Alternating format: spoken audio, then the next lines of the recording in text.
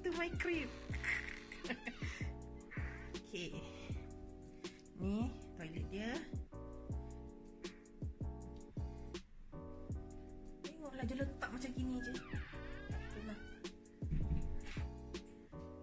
Dia punya shower head dia kat atas ni.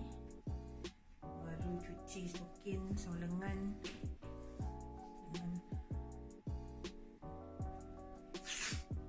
Toilet bowl belakang pintu. Dia punya closet, tangan buka dalam serak. Ni tempat pantry, dashboard. Adik show the way. Ni katil. Katil ada 4 katil. Sit.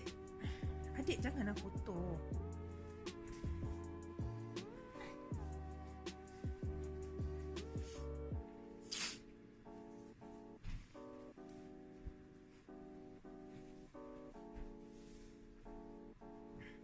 The overview of the whole room.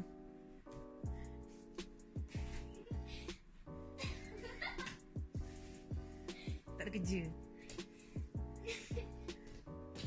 View dia cantik. View dia cantik sekali. Tengok view dia. Cantik sekali. Tak nampak apa-apa. Kotor tingkap dia.